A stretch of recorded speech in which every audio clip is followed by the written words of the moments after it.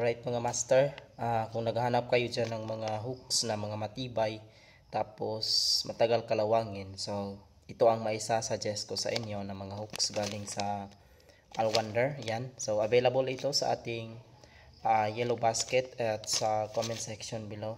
Yan. So tips lang, kung gusto nyo mag-change ng hooks for 5 grams, so piliin nyo yung number 12 na size ng hooks yung piliin nyo. Yan. So kapag bibili ka nito mga master, nasa 30 pieces na to. Yan. 30 pieces na po yung mga hooks niyan mga master. Yan, number 12 po yan. Yan. 30 pieces po yan. So ito yung ginagamit ko matagal na. Yung ginagamit ko pang palit sa aking mga hooks sa 5 grams, and pwede naman pala ito sa 6.5 grams. Ito rin ginagamit ko minsan pag 6.5 grams. Pero pag 5 grams talaga, ito yung saktong-sakto mga master. Ayan. Ayan. For 5 grams po yan. Kasi 5 grams yung ginagamit natin. Ayan. So again, mura lang po to.